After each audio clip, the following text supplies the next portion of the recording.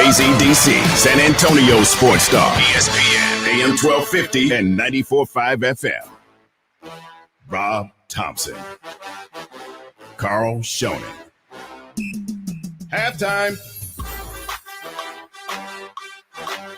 Let's do this right. It's halftime. Gather your gear. Get in the locker room. We got something to talk about. He's Carl Schoening. I'm Rob Thompson.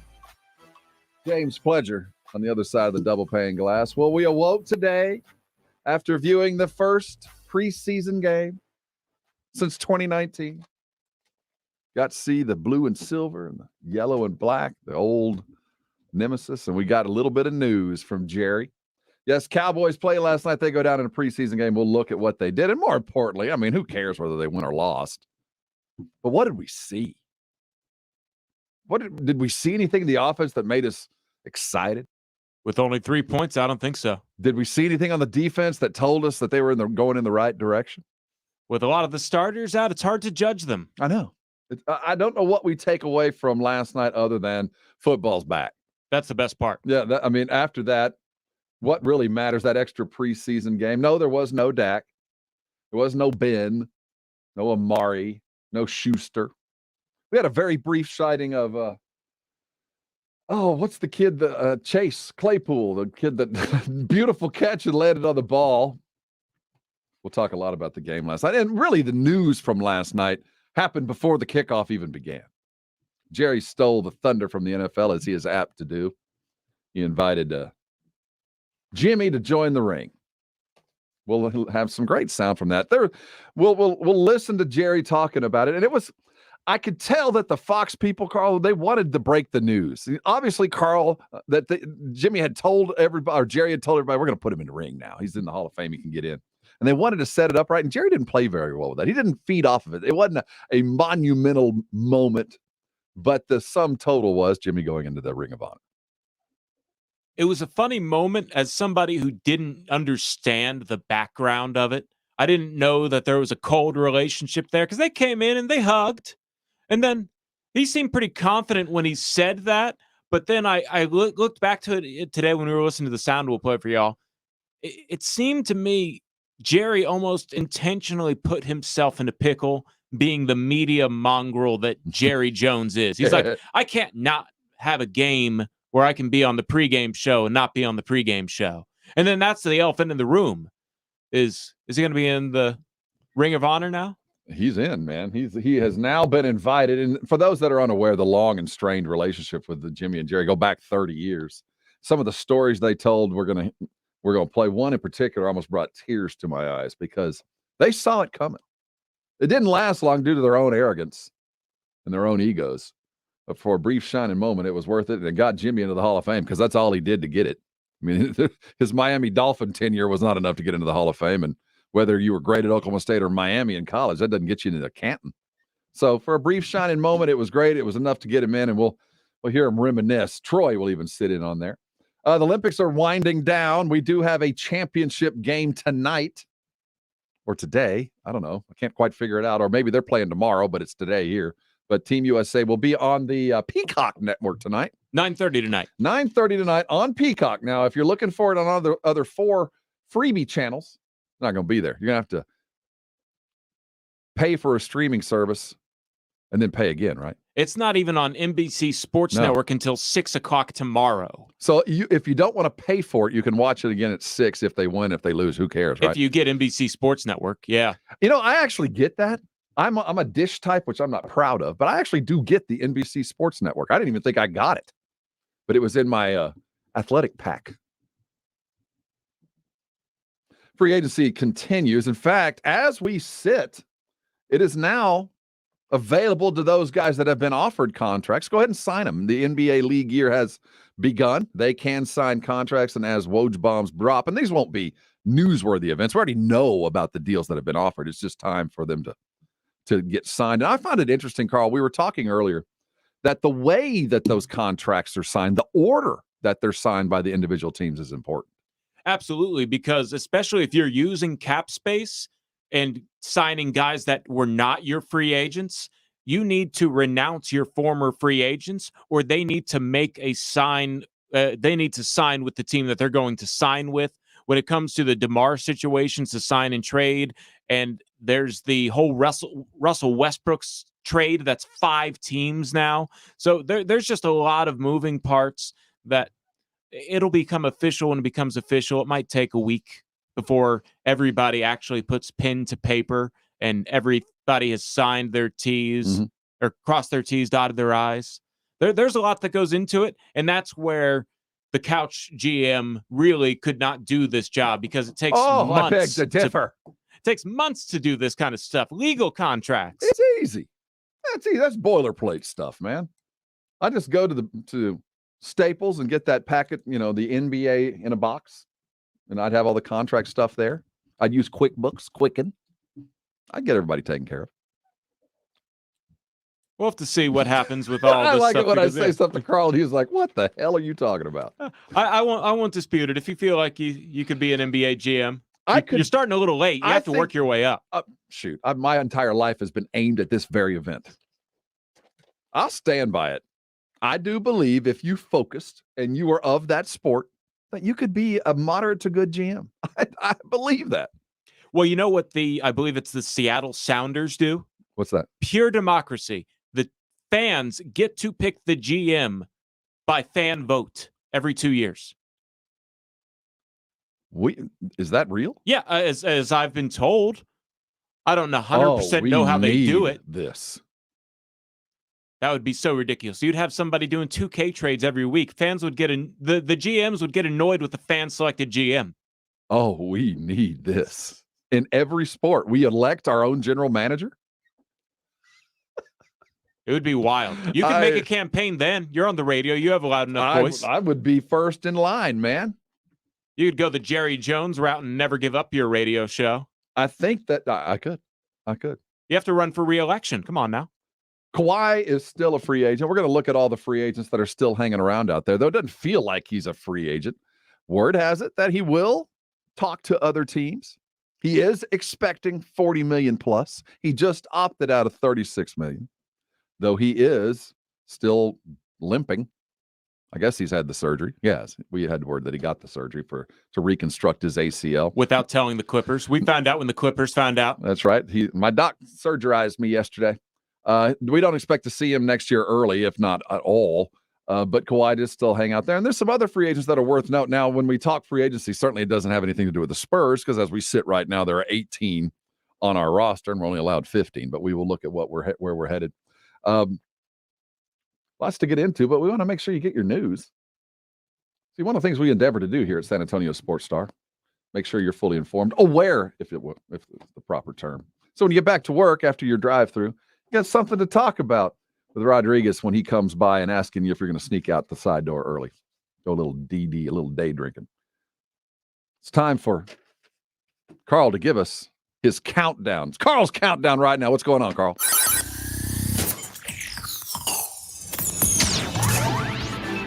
It is a free agency-based countdown today. Good. As we have 3 signings that I wanted to touch on. So headline 2 here, Reggie Jackson is returning to the Clippers for 2 years, $22 million. And we were talking about him this morning on R&R. So he gets only $11 million a year, which is so where's he going? I'm sorry. Reggie signed he re-signed with the Clippers.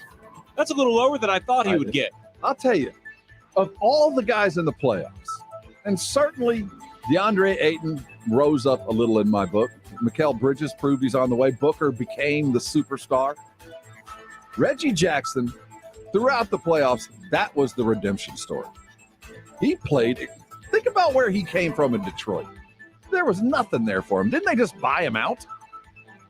I can't remember exactly, but he was one of those guys that they tried to make the 3rd best player in Detroit, and he's not a 3rd best player guy like Kentavious Caldwell-Pope. Well, I thought he made more money than that. Reggie Jackson had an exemplary playoff. Congratulations to him. In hearing him interviewed, I hate to use that term, but he felt very Spursian, whatever that term might be. Well, I think it was a little hard for the Spurs to try and match 2 years, $22 million, but still, I thought he would get more too, so that's how that goes. Headline 1, Iggy returns to Golden State. That's right, Andre Iguodala was trying to pick which team he was going to go ring chasing with, and I honestly think despite their 2-year absence from the playoffs, Golden State's the right spot. They have two rosters they could roll out there. They could give Steph Curry and Klay Thompson load management minutes and develop this young roster that they have coming up. They're pretty good. What's that big's name? Looney? Kevon Looney. Kayvon Looney. And then they got Wiseman, Kuminga. Who was the undrafted free agent that had played on their G League team? Toscano?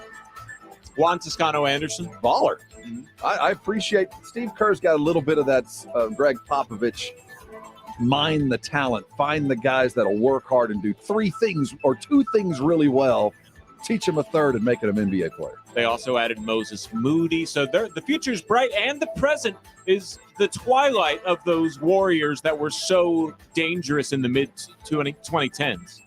All right, and headline 0, we're moving away from basketball and getting into football. Josh Allen and the Buffalo Bills have agreed to a 6-year, that's right, 6-year contract extension through 2027, according to Chris Mortensen of ESPN. Contract details to come, but needless to say, the money is significant, is what Mortensen added to that. So I'm going to check and make sure that we haven't gotten anything else from Mortensen, but that seems, in today's day and age, for a quarterback, 6 years, it's surprising on both sides that they would do something that long term. You know, I looked it up and on Google. I just Googled Josh Allen and contract just to dig into it. And there are 3 stories that, the top stories that pop up. The first one was Josh Allen has the highest ceiling in the NFL. The second one, Josh Allen isn't sweating his second contract. That was 23 hours ago. 1 hour ago, Yahoo Sports, ESPN predicts Josh Allen signs an extension before the season begins.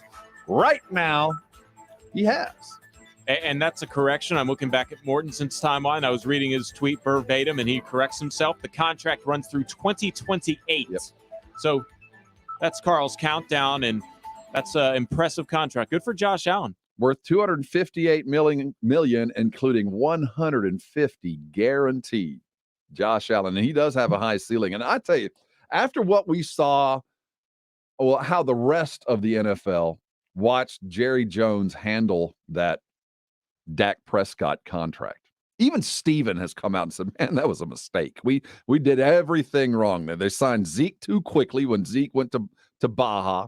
They held out on Dak. They tried to get it closed at the end of the previous season, the end of the 2019 season, and they were within minutes, it felt like, of getting a deal done. But it didn't work. They finally get Dak signed. He breaks a leg. I think that everybody looks back on that. When you get a quarterback the likes of Josh Allen, I know it's a long time, and what did you say, Carl? It's 100%. It's 100% injury league. You will get injured. But to his credit, he has played and started in all 16 games the last 2 years for Buffalo. Big boy runs a lot. He's going to get hit and hurt. But you do that when you got a Josh Allen. I don't want anybody else to have him. I want him, as far as I can tell right now, to retire as a Buffalo Bill. Will he be an Austin Bill by the end of his contract? Maybe that would be the case. We can only hope that the leverage that the Bills are offering the Orchard Park types to get a new stadium built will get them down to Austin.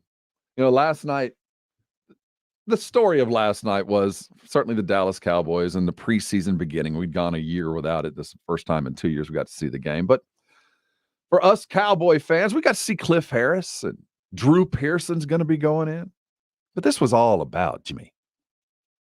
For a Cowboy fan, at least for me, Jimmy's going into the Hall of Fame for 3 extraordinary years. That's it. But the way it was announced, I found very interesting. Jerry, of course, is always going to be the center of media attention no matter where he goes. And he was sitting on the desk with all the boys from Fox, with Jimmy and Terry, Howie.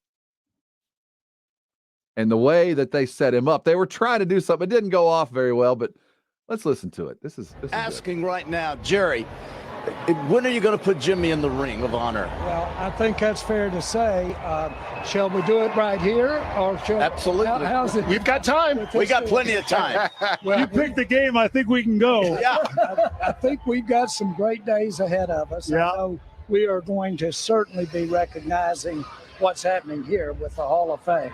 But Tex Schramm, who started that Ring of Honor, said, Jerry, keep it kind of limited with people. but make sure it wasn't just about the plays they made. Make sure they contributed to the story of the franchise. Now, it's kind of hard to not recognize this contribution to the story of the franchise. No doubt. So are we making an announcement here? Well, we can be if we can. I don't know how we're going to upstage. No, yeah, you can. Yeah, go ahead. Make the announcement. That, but we'll be in the Ring of Honor. There we go. Jerry, all right. Love it. You heard it here. And we'll be there. While I'm alive? That was it. Are you going to be able to make it through this Hall of Fame ceremony? Does Jimmy know something we don't? That was it. While I'm alive. See, I don't know the backstory, and I found out after that there was some backstory to this whole thing. Obviously, because he was a championship coach. So well, let me take you back for those that are unaware. You know, the Super Bowl run that the Cowboys had. Remember, they started at 0. This was a 1-15 team that Jerry bought. He brings in Jimmy Johnson, and Jimmy comes in. And between the two, they completely redo the franchise. Old Cowboys are gone. They've changed everything. And Jimmy was the type that wanted a very specific playmaker player. There was a very specific type of player that he wanted. He wanted playmakers. He didn't care what you did off the field. He didn't care as long as between the lines you brought it and you made plays.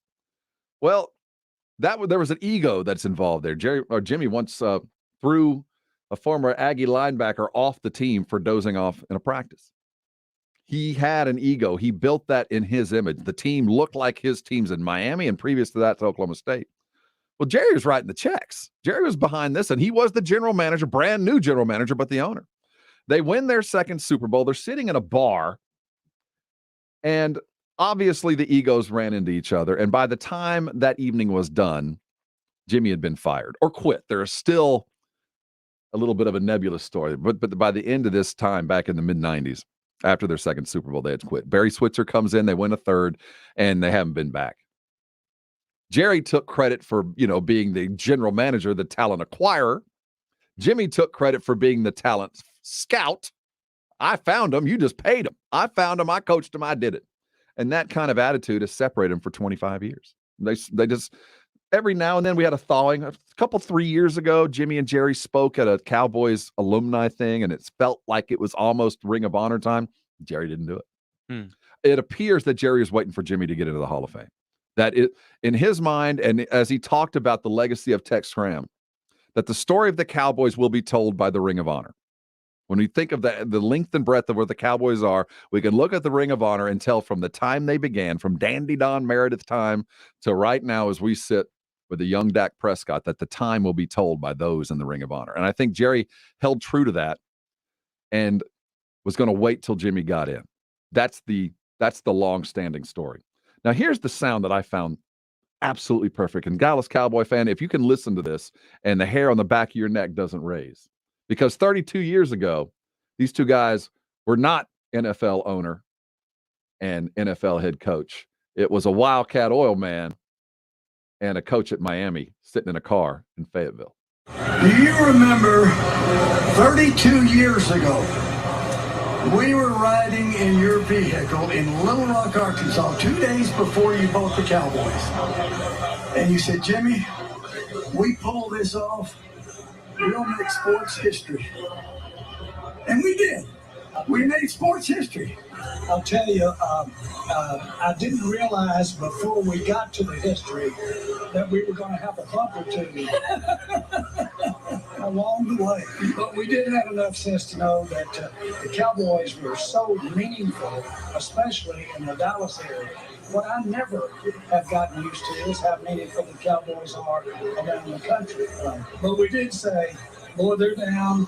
If we can get them going back up, then Dallas will go up, and we can go up, and we can ride with it. And it helped that we got us a quarterback.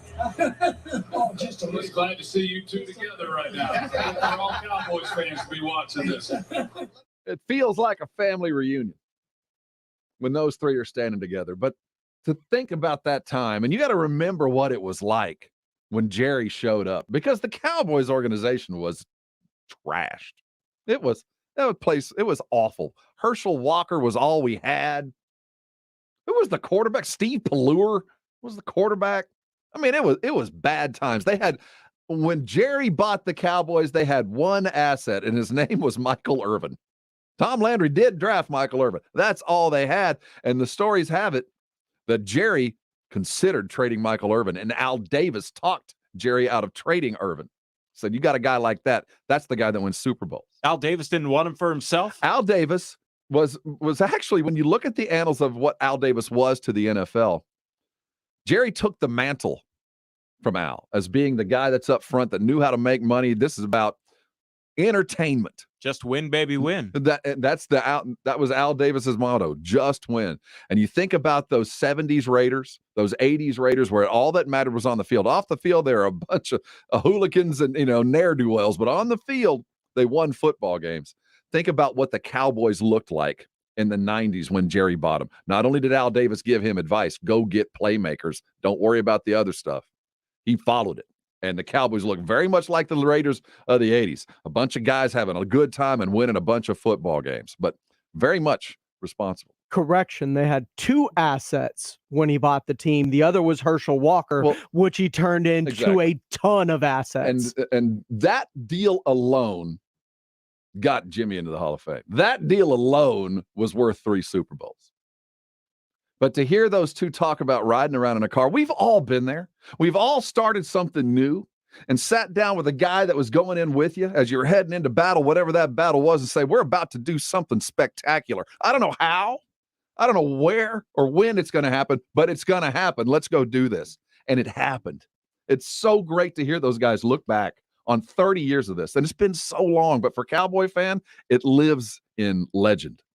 Let's go do this. You talk about that story putting goosebumps on you. I'm not even a Cowboys fan, but just hearing Troy from the outside perspective talk about these two was something that put hair on the back, running up down the back of my neck. And Troy's always been the oldest guy in the room. I still get emotional when I see that because I know what Coach meant to the success of those teams, and I know how much it meant to him to go into the Pro Football Hall of Fame, and for that to happen the way that it happened on national television.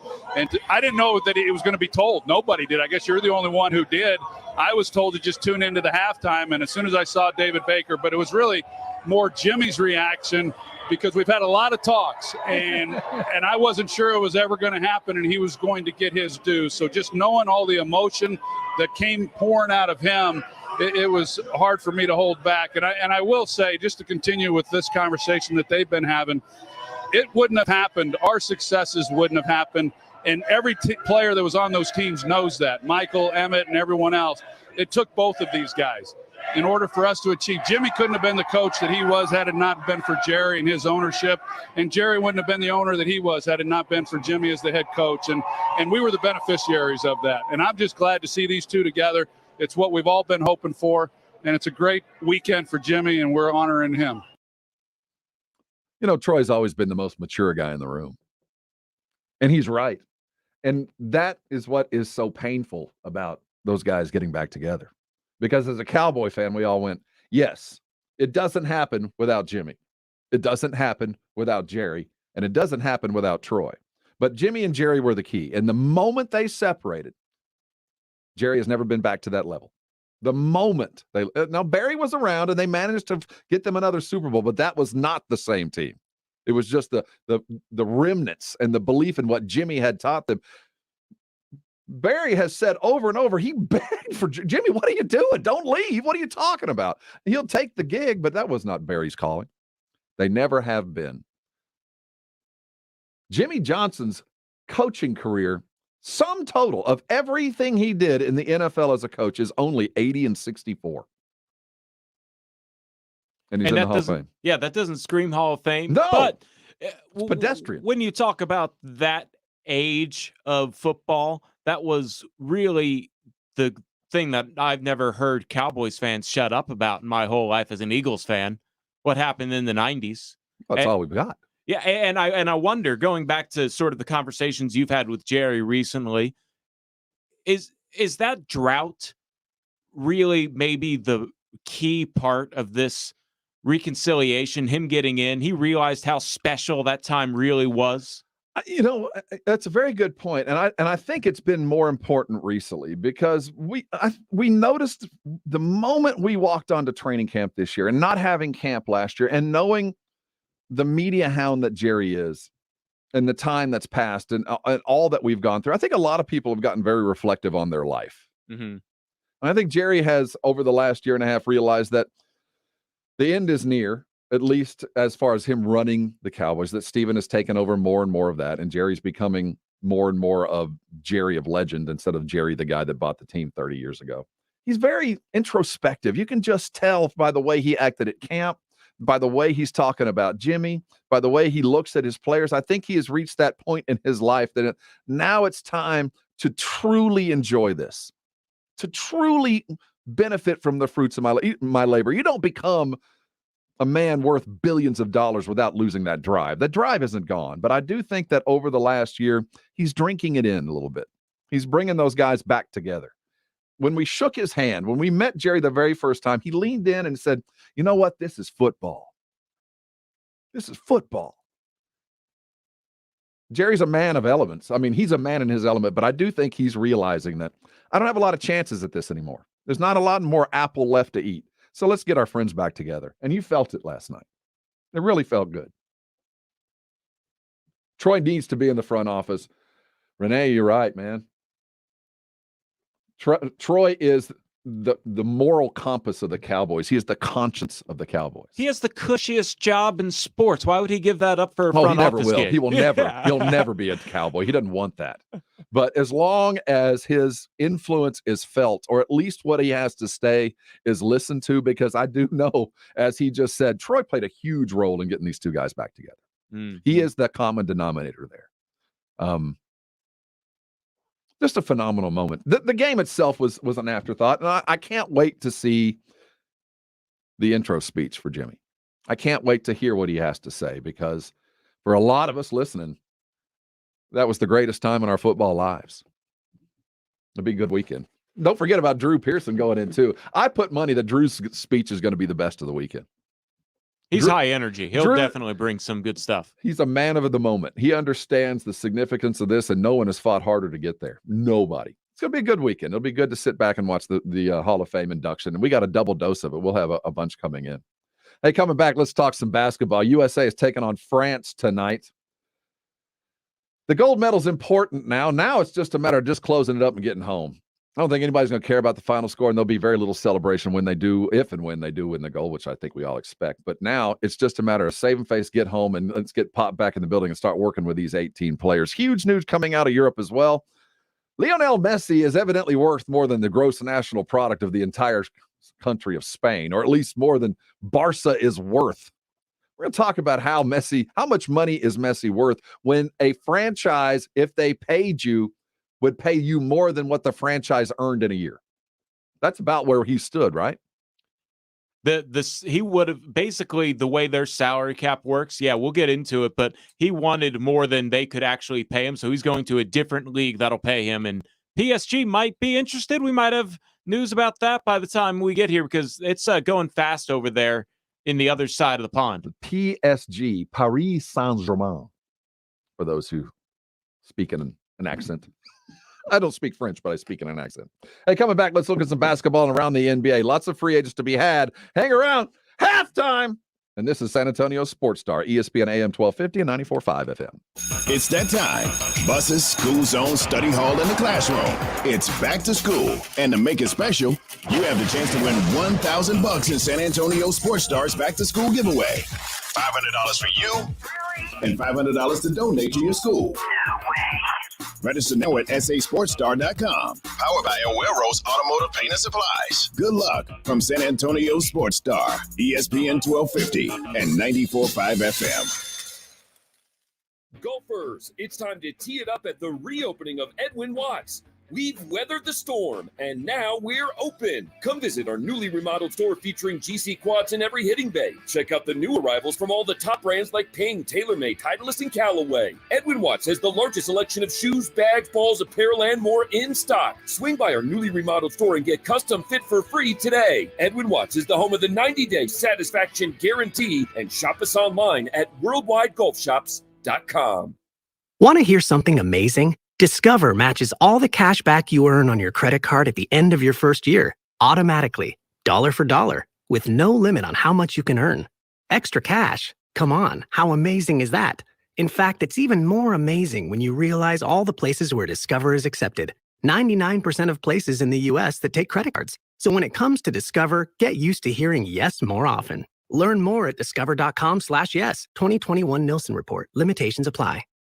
Not all pizza places are the same. Mellow Mushroom originated hand-tossed, stone-baked classic Southern pizza. Not in the mood for pizza? Order a calzone, hoagie, sandwich, burger, or a mellow salad and see how care goes into every item on the menu. Take your pick from 24 draft beers and or handcrafted cocktails. And many of the pizzas can be made gluten-free or vegan. Mellow Mushroom is at 1604 in Stone Oak Parkway. Hang with friends, watch the game, and mellow out at Mellow Mushroom. Join us this Thursday at Slackers Medical Center to celebrate the launch of San Antonio Sports Star. Our whole crew will be on site battling it out in a special edition of Sports Star Olympics, basketball, beer pong, darts, and you could win cash prizes, Sports Star swag, and John Mayer tickets. It's all going down this Thursday at Slackers Medical Center location starting at 4 with the Blitz, the official San Antonio Sports Star launch party with our friends at Slacker Sports and Arcade Bar. We'll see you out there.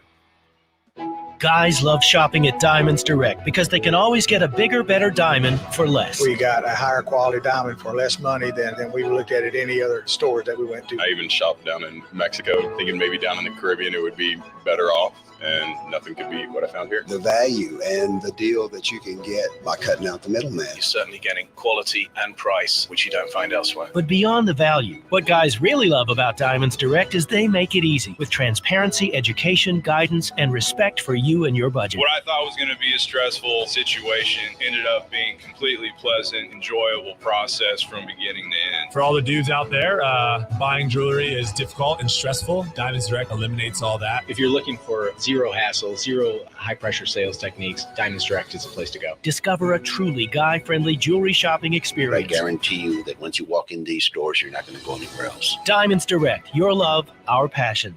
Official jeweler of the Dallas Cowboys at the shops at La Cantera. Want to hear some inside scoop? If your kids are as ready to go back to school as mine are, you gotta check out Kohl's. I got my daughters the cutest sew tops for under $18, JanSport backpacks for 25% off, and 30% off Levi's jeans for me. I even saved an extra 15% and picked up Kohl's cash. Did I mention it's also tax-free weekend in Texas? So yeah, not sure who's more excited right now, me or the girls. Select styles, 50% off ends August 15th. Levi's coupons do not apply. Some exclusions apply. See store Kohl's.com for details. Benito's line cook just threw in his kitchen towel. This order needs to go out right now. He needs to find help before his customers are left waiting. So sorry. We'll be right with you. Who's got table 6? Indeed can help him hire great people fast. I need Indeed. Indeed you do. With Indeed Instant Match, we immediately show you quality candidates whose resumes on Indeed meet your sponsored job description. Visit Indeed.com/credit and get $75 towards your first sponsored job. Terms and conditions apply. It's halftime with Rob Thompson and Carl Schoening on San Antonio Sports Star, ESPN 1250 and 94.5 FM.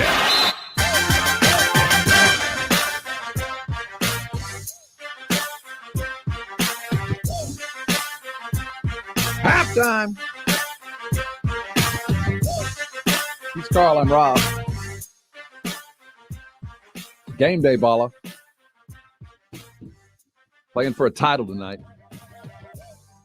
USA basketball looks to maintain. Looks like the women are going to skate on home. What have they won? Like their 70th consecutive game, taking down Serbia last night. It's like 65 international games. They're unstoppable, the women's basketball team. They're what they expected the men to be, and that's what they were 25 years ago now. Dream team status. Brittany Griner was unstoppable yesterday. Serbs had no answer. They got no Luka. The men taking on the French tonight, trying to avenge a loss. They avenged the Australian loss, though they stumbled out of the block. The French beat us with height. Rudy Gobert down low. We could not get to the rim, and we could not offensively rebound. We offensively played. It was offensive, but they didn't play offensively. They didn't get buckets. Rudy Gobert without a defensive 3 seconds is scary. It's criminal. You change the rule, dude. What do you can't have a 7'3" dude just stand at the rim all day long. That's what they do over in FIBA. They don't do it right. That's one of the things actually, let's talk about this for a second. You're a basketball aficionado. What do you think about the international rules that maybe the NBA should employ just to make it a little bit easier when we get into international play? Like, one, I think the NBA, it's okay to the rim protection thing that can go away. I like that international part of the game. Our American basketball players would be so much better at that skill when FIBA has it on, but we changed that rule because of Wilt Chamberlain. Well, yes. Wilt Chamberlain was just taking away all of his teammates' points, and that after his first year when he set a record, which will never be broken probably, of a rookie that averaged, I think it was 37 points per game, they're like, we need to change that rule because he just, anytime it was around the rim, he would just jump, dunk it in. Well, there were a lot of, that was the reason. But think about what those rules, what happened back in the day. So Wilt shows up and suddenly the international rules that the rest of the world kept playing with, we got rid of them. No longer touch the ball on the rim because the Wilt. Then Kareem comes, can't dunk. That was only NCAA, but yes, that was unfair. They put that away. They tucked that in. They thought that's dumb, but it's kind of a shot at Kareem. And he could develop the skyhook because of that. Right. But they took away that stupid rule. They stopped college kids from dunking and realized that's just dumb. I like it. I like the idea of being able to get the ball off the rim. It makes you be a lot more aggressive offensively. If you're going to get to the rim, you better dunk it because they can pull it right off. Shot better be clean. Now, the offensive goaltending, if the arc of the ball, can't do that. Can't touch that. But you should be able to, if the ball is hanging on the rim, you should be able to get it off. The G League, back when it was the D League, tried that because they always did experimental rules. And I think the players are just too athletic to actually make that worthwhile and fun. It was better to play it outside of the cylinder than just off of the rim. We have arguments there. I'm just trying to make sure that when we get into international competition, as the rest of the world continues to even up, as parity becomes, that we're playing essentially the same game most of the time. And the primary thing is the ball, right? Shouldn't we make some kind of effort to internationalize the ball? Shouldn't we all come? Soccer has one ball. Americans are the only ones that actually use the ball that we use. Maybe we should kind of talk with them and figure that out. Do you remember when they tried the fiber synthetic ball and it lasted 6 months? You have a fiber synthetic ball? I still have one, yeah. We went and bought one. Now, I didn't use it to the extent that it was rubbing the skin off my hands like the pros, but we had one. It was a funny feel. It was kind of spongy. So the funny thing about that is the ABA had the same issue with the red, white, and blue ball. They thought that it was different material or it was the paint. Mm-hmm. It's just that new balls are almost like they need to be broken in. And that's what happened is they just unleashed an entire series of new balls and they were slick and they didn't have, they made your fingers cut up a little bit. There was something in the fabric of it's not real leather, but whatever the false leather, the faux leather was, it started rubbing the fingertips off. It was little tiny cuts were happening and they just immediately quit. But seriously, we play an international competition. This is our game. Our game. We started it. We began it. A Canadian made it, but yes, it was made in America. Our game. I mean, you're right. I'll give all the credit to a Canadian who comes south and does good. But it's our game. But when we play internationally, our game, we play on their court using their rules. Maybe we should have kind of come together and figure out a way that it's consistent. Soccer's figured it out. Mark Cuban's actually had this argument. Why are we letting FIBA run everything? Yes. Either we mandate everybody plays with the Spalding ball. Everybody plays with the wide channel Spalding ball around the world and get rid of this silly one. Or if we have to, I'm not against just taking on that ball, that international ball. At least it'll be unified. And we're hearing from Franklin, who's jumping in on our Facebook feed. And by the way, you can watch our show live, and I do recommend going there because, first of all, at sasportstar.com, you've got all your news, and you also got our YouTube feed landing right there, and you can also watch us on Facebook. Yeah, the ball's fun. It's a different ball. And you notice every Olympics, it feels like Team USA stumbles out of the block because they can't shoot. Well, they're learning to shoot a heavier, what feels like more aired-up ball. Any ball off the rim goes 3 feet off instead of 2 feet off. It just doesn't feel right. But by about 2 weeks in, Suddenly we start shooting, just like we've seen KD. Everybody's starting to get the feel. Drew Holiday's feeling better about his shot. Devin Booker looked pretty good last game with his shots. Shooters are starting to feel comfortable with the ball. And we're hamstringing ourselves when we do this. Because it does matter, the equipment that we're using. At least the International stopped that trapezoid stupid lane. Thank at least they got away from that. I agree on that one. Because it had to do with athleticism as well. That game was predicated on playing on the floor, and you could do that wide lane. Now the athleticism is such that the wide lane isn't going to stop or protect you from anything. And I think that's also a Wilt Chamberlain rule, because if you remember, when the key was a key, it actually kind of looked like a key because the lane was so much more narrow. But as you describe it, the key looked like a key because the lane where the guy stood to get the free throws was much narrower, and it would go up in the circle where you're used to seeing the line through where you stand on to make the free throw. That was the head of the key, and you went down, and it looked like a key. The lane was only 4 foot wide. Yeah, it wasn't that big. And then when Wilt came in, they made it, I think it's where it is 8 feet now. And then the trapezoid was even more to try and eliminate the Wilt Chamberlain and American big man dominance. And that was really Europe's only way to try and compete with America. And we blew them out anyway. It didn't really matter. But nowadays, the size and talent pool has more or less caught up. And you guys talked about it. Does JaVale McGee start just to match up against Rudy Gobert, who's a giant human being? I think it. If I was just Pop can't do that. I understand where you're saying that. Yeah, Bam Adebayo has to start that game. Bam's got to start. There are personalities in the NBA hierarchy involved. But if it was straight X's and O's, I'd have McGee out there doing the same thing that Gobert does. You go stand in front of the rim. Let's protect that as well, because we have zero rim protection, and they were pretty successful at getting to the rim and blocking shots. That's going to be the difference. But if Pop loses tonight, and I say Pop loses because that's who it'll be pinned on. Oh, of course. If Team USA loses, what's the fallout on Pop? How bad could it be? There's a large contingency of people, for whatever reason, whether it's that Pop has maybe not been the kindest or warmest to the media. There's a lot of media people that seem to have a vendetta against him, mainly that guy from The Athletic. What's his name, Pledge? Do you know Joe Varden. He's the one who's been asking the tough questions that Pop called out earlier on. Right. And I think I've been reading his tweets. He always puts in a little shade, even after the wins, something about Pop. There was no real need to go out, hey, this Team America looked great in their 40-point win, except for the lineup changes. It's like they won by 40. Well, of course there's going to be lineup changes. So there's some small stuff that people want to explode on Pop for. I get that feeling. If they get the silver medal, it's going to be a landfall. And then if they get the gold, it's the players who won. Players win, coaches lose. And this is going to be the situation for America tonight. If I don't think Pop will get the credit that Kevin Durant will get. Exactly. Well said. No matter what happens, Pop, you put together a team. Your job was just to stay out of the way if they win. And that's not the case with the FIBA rules.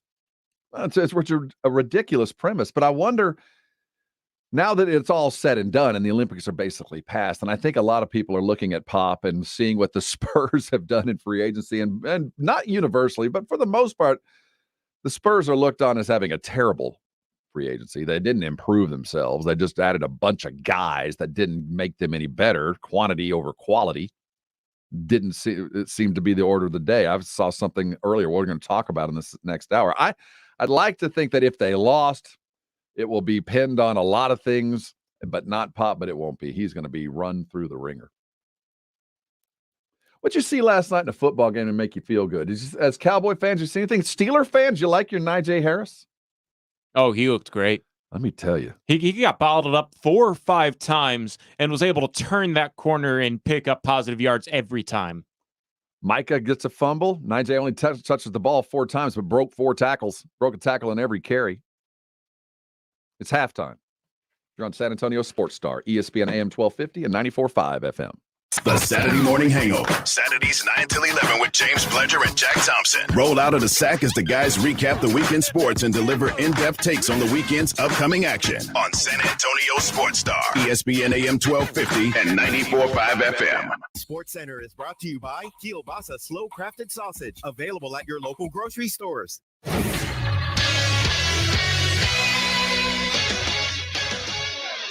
I'm James Pledger, and in the NFL, the Dallas Cowboys fell in their preseason opener at the Hall of Fame game 16-3 to the Pittsburgh Steelers. The Cowboys defense forced 3 fumbles, recovering 1, while Garrett Gilbert led the only drive that led to points as he went 9 of 13 for 104 yards in the loss.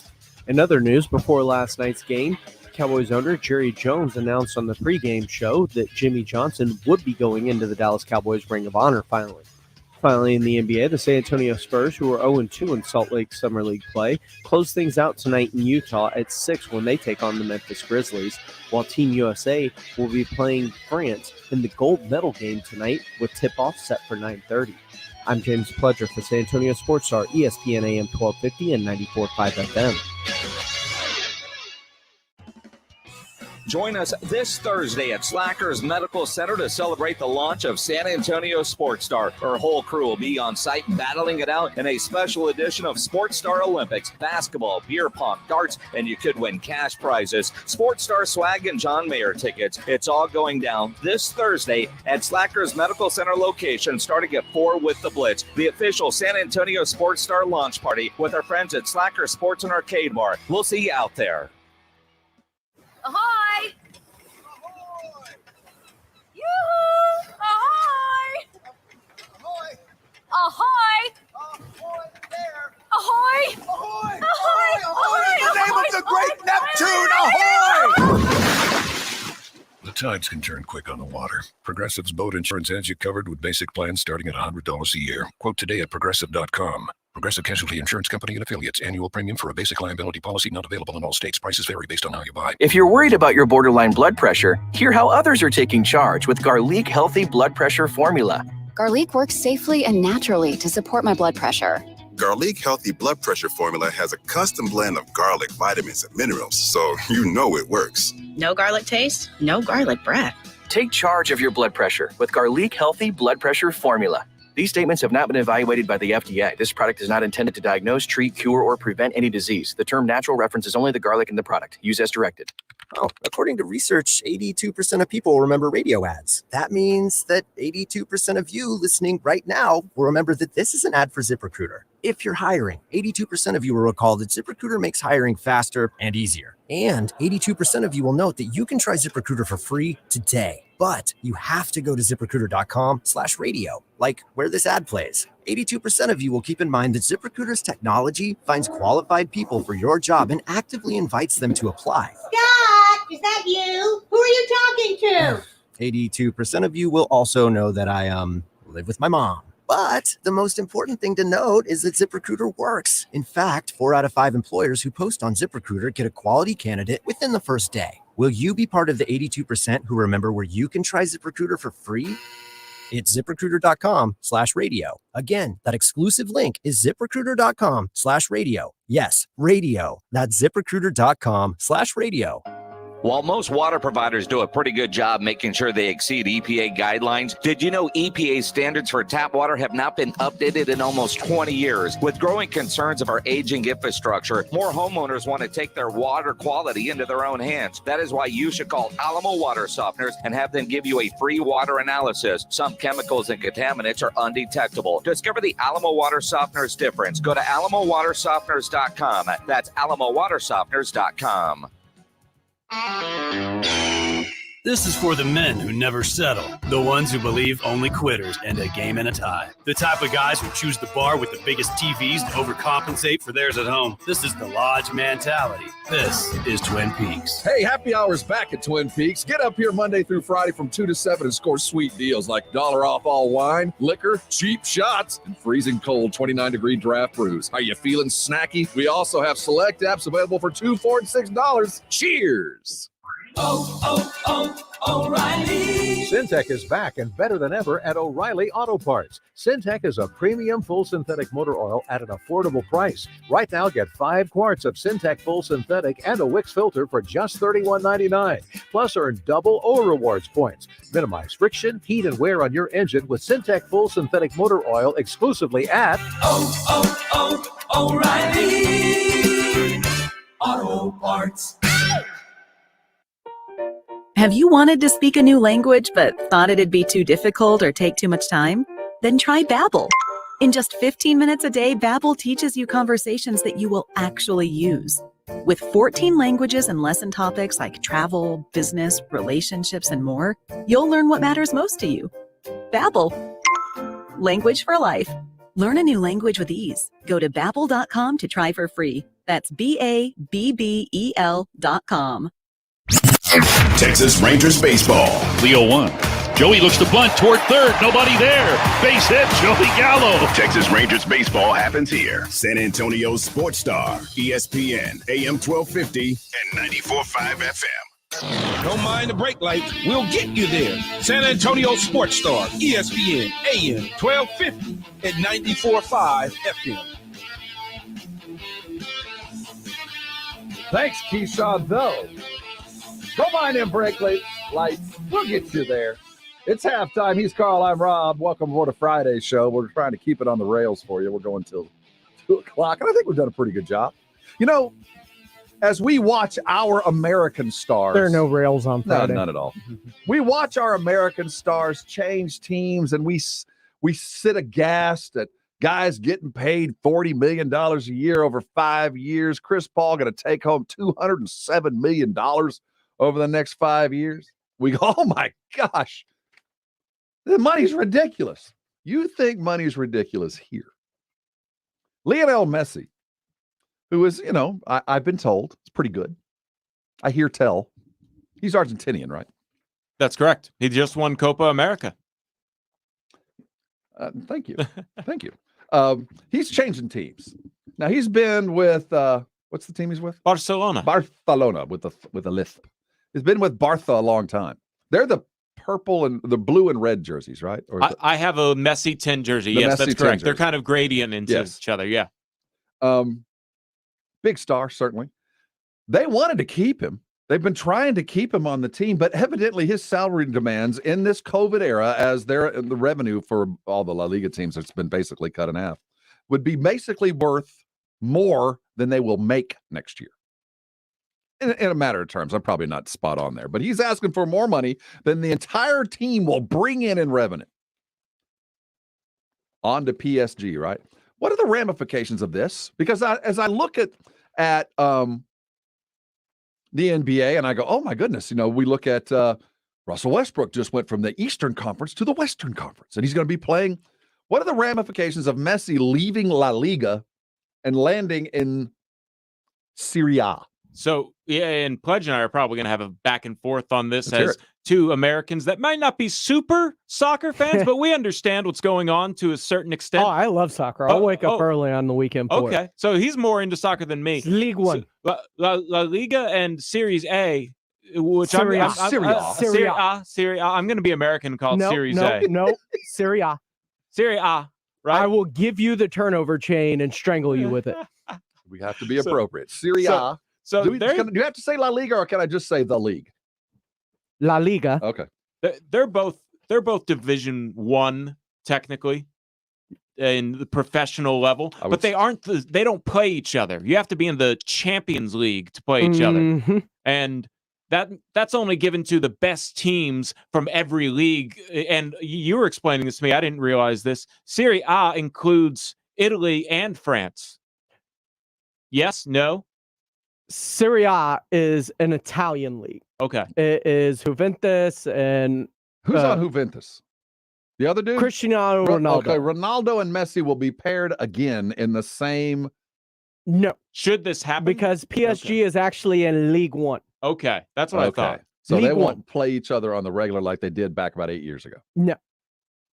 Who is in Serie A? No, he would be going to...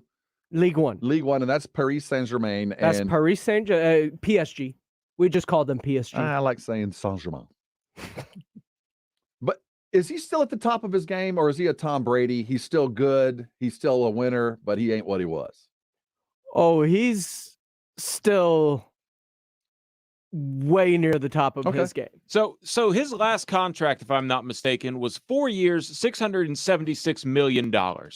And as I understand it, that he wanted to be out last year, and he thought that the team president had given him a free transfer clause. And he said, no, if you want to leave the team, that this is the way their free agency, quote unquote, works. I guess it's not really free agency. If the team that wanted to just negotiate a contract with Messi would have to pay Barcelona 700 million euros. That's the transfer fee, right? That's the transfer fee for the best player in the world. Messi was making over $100 million a year. Yes, he was making making $500 million in 4 years. It's American crazy. exceptionalism gone nuts. This is child's play in the NBA. You think NBA players or MLB players are overpaid? You get to the top of the soccer world, No and such you're thing in as a overpaid. different stratosphere. There is no such thing as overpaid. But don't argue that. No. I'm not arguing over. I'm saying if you think they're overpaid, because a lot of people think they're athletes overpaid. make too much. Well, I guarantee you, the owners are making more. Oh, I'm very aware. So this is Tom Brady is very aware. Yeah. So this is where it got interesting, because the 5-year deal that Messi loosely agreed to, I don't know, a month ago, sometime in that time frame, was going to put Barcelona at 110% revenue spending. So they were going to spend 10% more on salaries because of Messi than they were going to actually bring in. So they basically said no one player is bigger than this. If the second contract they negotiated would have gotten it down to 90, and the league apparently recommends you only spend 70% of your revenue on your team because, and I read this, and I don't have it right in front of me to give you the exact number, the TV deals for La Liga is 230 million euros or pounds per team. That is ridiculous, because I think you were saying the SEC is only 70 million only. And they're about to, and that is the preeminent power in college sports. And, you know, the professional league is getting more depending on your baseball contract. The Yankees are in that realm with their TV deal with the Yes Network. NFL teams make a boatload of money off their TV contracts. But nothing like this. Nothing like we this. think the American exceptionalism that we are, that the NFL game is the biggest thing in the world. It's not even close. Not even close to what they're talking about. The dollars, the fandom, and everything going on over there. We are just getting started with that. And here's the kicker on top of all of this, is you would think La Liga would grant the exception for this, because we are talking about the most marketable and watched player in the world. It's between him and Cristiano Ronaldo on who you are actually going to tune in, especially as an American, to watch soccer worldwide. These two are the people that you are tuning in to watch. More so than a team, more so than anything. They are the LeBron of the sport in terms of, I'm going to watch just because this player is playing. You would think that La Liga would want to keep that player in their league, but they are willingly letting this man walk away to go to a different league to allow that league to prosper on him joining it. So I want to ask you this, and you don't have to come close to what it'll actually be. If you had a guess, what do you think Messi's next contract's going to ballpark figure be? Per year. Depends on the length of it, but I would guess between €500 million for probably 5 years, 100 million a year. That's what he was getting before. If we're talking 4 years at 600, he's getting over 110, 115 already. That is just outrageous. And Paris is hosting the Olympics in 2024. It'd be nice to have Lionel Messi living there. That'd be pretty cool. Hadn't Messi gotten in some trouble with money laundering? I've seen him kind of all in and out soccer of players courts. do, just because that money's so ridiculous. Certainly sounds odd.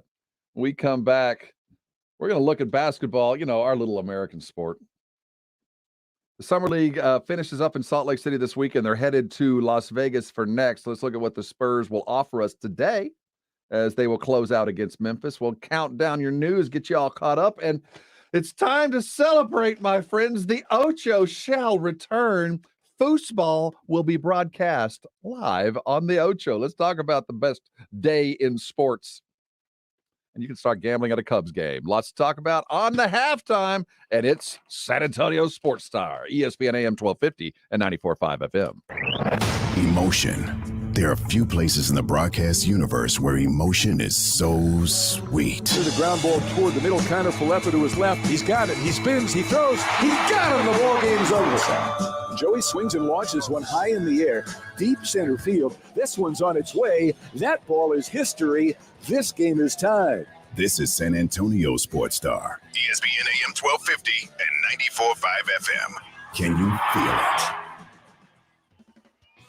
Join us this Thursday at Slackers Medical Center to celebrate the launch of San Antonio Sports Star. Our whole crew will be on site battling it out in a special edition of Sports Star Olympics, basketball, beer pong, darts, and you could win cash prizes, Sports Star swag, and John Mayer tickets. It's all going down this Thursday at Slackers Medical Center location starting at 4 with the Blitz, the official San Antonio Sports Star launch party with our friends at Slacker Sports and Arcade Bar. We'll see you out there.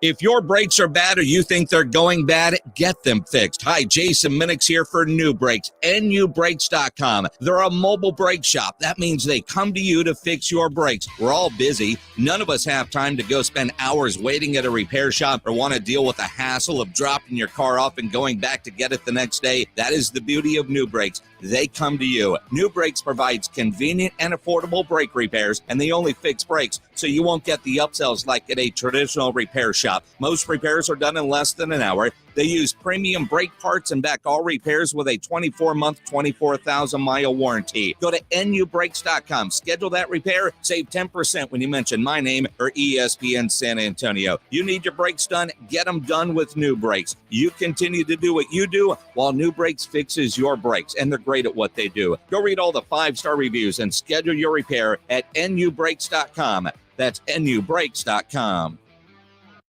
Not all pizza places are the same. Mellow Mushroom originated hand-tossed, stone-baked classic Southern pizza. Not in the mood for pizza? Order a calzone, hoagie, sandwich, burger, or a mellow salad and see how care goes into every item on the menu. Take your pick from 24 draft beers and or handcrafted cocktails. And many of the pizzas can be made gluten-free or vegan. Mellow Mushroom is at 1604 in Stone Oak Parkway. Hang with friends, watch the game, and mellow out at Mellow Mushroom. O'Reilly. Syntec is back and better than ever at O'Reilly Auto Parts. Syntec is a premium full synthetic motor oil at an affordable price. Right now, get 5 quarts of Syntec full synthetic and a Wix filter for just $31.99. Plus, earn double O Rewards points. Minimize friction, heat, and wear on your engine with Syntec full synthetic motor oil exclusively at O'Reilly Auto Parts. If you get arrested, get out of jail fast by calling AA Best Bail Bonds, 210-225-2121. Text bail to 474747 or online at mybestbailbonds.com. You don't have to call attorneys or anybody else. Don't be forced into a PR bond. If the jail offers you one, make sure you understand the conditions before accepting it. AA Best Bail Bonds. Nobody beats their price. They have payment plans. Call 210-225-2121 or mybestbailbonds.com. License number 149. El Wedo's Automotive Paint provides quality coatings and selection of paint supplies for your automotive finishing needs. El Wedo can match any color for that specific work you're doing. And if you own a car painting or body shop business, you have to compare prices with El Wedo's paint supply to start saving today. Come check us out at El Wedo's Automotive Paint for quality coatings and a great selection of auto painting needs. Located at 3108 West Avenue. Call us at 210-749-3116. 210-749-3116. Check us out on Facebook or Google at El Wedo's Automotive Paint. Want to hear something amazing? Discover matches all the cash back you earn on your credit card at the end of your first year, automatically, dollar for dollar, with no limit on how much you can earn. Extra cash? Come on, how amazing is that? In fact, it's even more amazing when you realize all the places where Discover is accepted. 99% of places in the U.S. that take credit cards. So when it comes to Discover, get used to hearing yes more often. Learn more at discover.com/yes. 2021 Nielsen Report. Limitations apply. How can I make sure my office never stops working? With Staples Connect, it's possible. I need to keep my back office stocked without messing up my bottom line. Also possible, because Staples Connect has your small business covered with big savings on everything you need to get work done. This week, 12 packs of True Red ballpoint pens are just 97 cents, and binders are only $1.88 each. Explore what's new at your local Staples store or staplesconnect.com. Staples Connect, the working and learning store. Ends 9/18. Prices may vary online. This is the home of the Cowboys, Rangers, and Aggie football. KZDC, San Antonio Sports Star, ESPN, AM 1250 and 94.5 FM. Rob Thompson, Carl Schoening. Halftime. Halftime. We're halfway through halftime. We were a quarter of the way earlier. Now we're halfway. He's Carl. I'm Rob. Thanks for joining us. Hope you have a great weekend in store. It is so nice to walk down the Radio Ranch halls and look out the window and see a beautiful blue sky. I'm feeling there's more rain coming, but right now. Give it 5 minutes. It'll change. Got basketball again tonight. 2 big games. Well, 1 big game. Oh, really, neither big games. None of them really affect us much. Team USA going for the gold, trying to take on the French, trying to beat them down. You want to watch that game. You can't watch it on your broadcast network. You got to stream it. Coming in on the Peacock. What time's the game? 9:30. 9:30. Mm-hmm. We can stay up and late and watch this one. Yeah, I don't actually need to take a nap before the game. Don't need to prep. And if you don't have Peacock and you're not streaming, it'll be broadcast on the NBC Sports Network tomorrow at 6. Good news, if you're a Spurs fan, want to watch the Spurs, they're taking on Memphis tonight, and of which Keaton Wallace, UTSA's own, had 17 points the other night and get to go against the local Spurs. I hope Keaton does well, but they'll be on tonight on the ESPNU. They're taking on Memphis before they head to Las Vegas. We got our first taste of Josh Primo. Man, I'm excited about this week for him. Because this will be the last time I see him. He's going to finish out the Vegas week. We'll see him that first couple of weeks. And we didn't talk about it, but the preseason schedule is out. We'll see him a couple of games in preseason, and then, they'll get him comfortably ensconced up there in Austin. We'll see him on weekends maybe. But, he showed enough shooting potential at Alabama that I sort of wonder if he can adjust to the NBA 3, which by all means, the combine showed he had a nice shooting touch out to the NBA 3 range. If he can develop a track record in the G League, maybe by the end of the season, especially since he's a lottery pick, he can work his way into the rotation, sort of what Devin Vassell did last year. I would like to think even more so. Last year, we were fed a bill of goods by our head coach. I understand why he did it. I'm not mad at him, but he told us one thing and he did another. He told us we were going to go into a new style of ball. He was all in on the young bucks getting more minutes, making mistakes and not getting yanked, learning a little bit of OJT. But the season begins and it's nothing but LaMarcus and DeMar. Diabetes. Exactly. It was the same thing. Now, I would like to think that maybe this year, because there's no DeMar and no LaMarcus, that we'll get that. And if we do, maybe we'll see a little bit more of Josh. But you fool me once, shame on you twice, me. I'm not going to be fooled again. I expect not to see him. We'll see what happens, but the Spurs will definitely have to be very different than what we saw last year, because the main 3 perimeter players, Rudy Gay, DeMar DeRozan, Patty Mills, they were very featured in the offense, and that has to go somewhere else now, all 3 of them. Same thing with LaMarcus for the very brief time that it feels like he was there, because obviously he left midway through the season. He was getting a majority of the post-ups.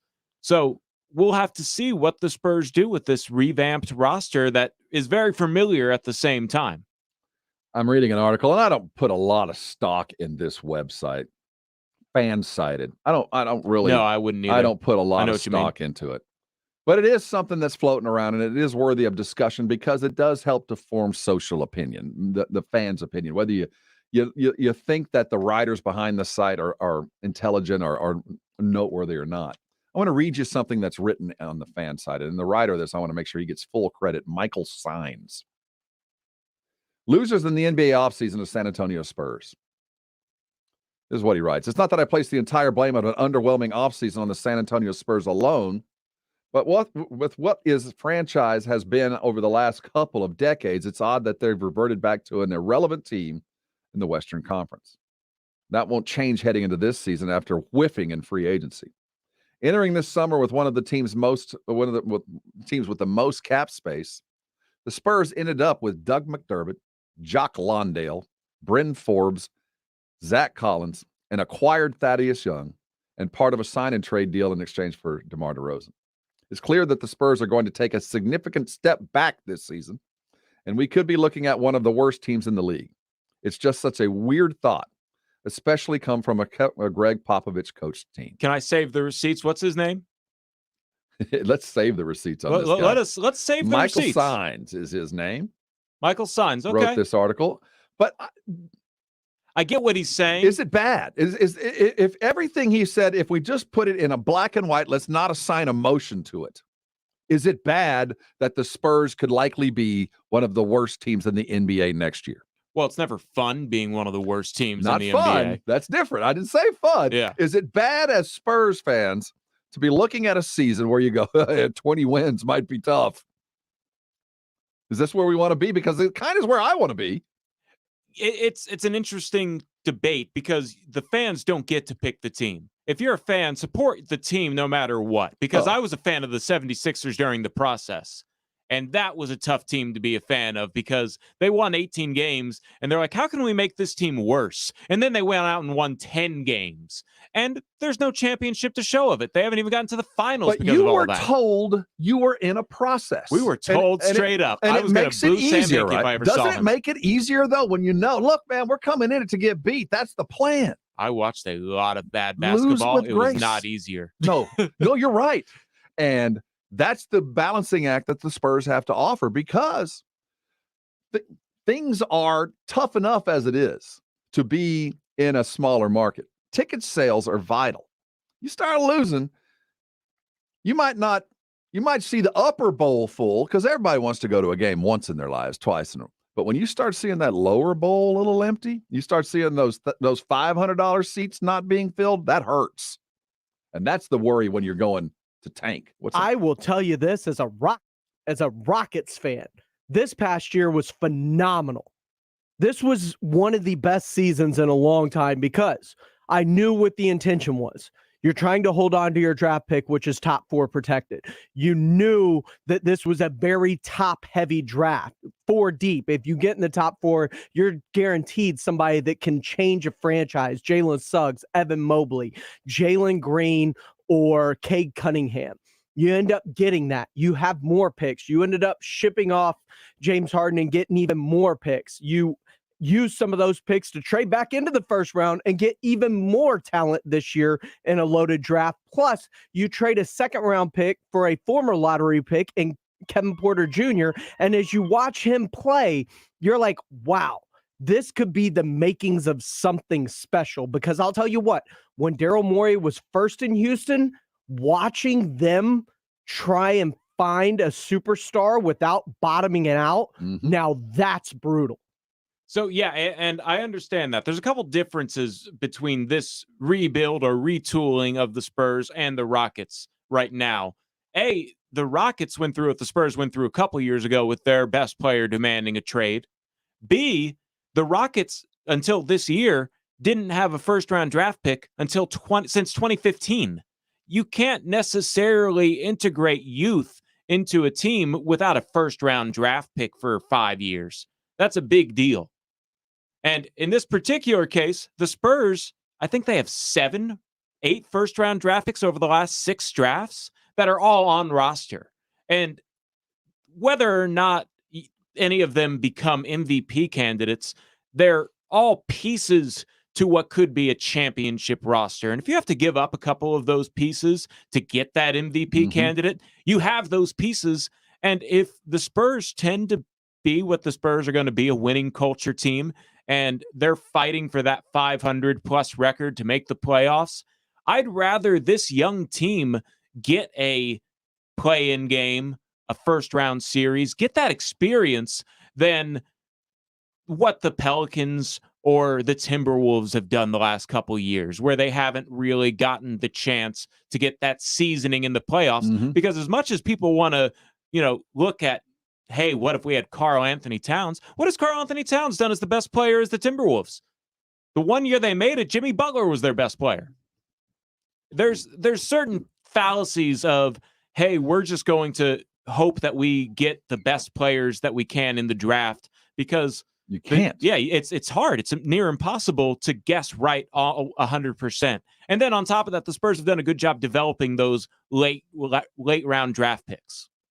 By necessity. Oklahoma City's got every number 1 draft pick for the next 5 years, it feels like. I wouldn't want to be in their shoes if I were San Antonio. Exactly. I don't want to get to where Oklahoma City has gotten and turned a bunch of great talent into a bunch of future 1s and 2s out a decade. That's not in a good position to be. But at the same time, if you're the Spurs, they're drafting okay. They've drafted okay. I don't have any problem. The Luka one will always be a wash, whether he turns to be great or not, because Keldon was part of that draft. And as long as Keldon becomes what he is, I don't care what happens to Luka. But if Keldon seems to fall and you lose that year, it looks like Devin Vassell is going to be good. It looks like he's going to be an NBA player, a starter. Not a star. Maybe he will be, but early returns are. He's going to be a solid pro, which is really all you can expect from where Devin was drafted. And if you asked me a year ago, 2 years ago, who was the player with the most upside potential all-star, I would have said Lonnie Walker. Yep. And if you look at Lonnie Walker right now, he's still only 22. So give these guys some time. The Spurs are probably going to give them time unless that big time and a good deal for an MVP candidate comes up.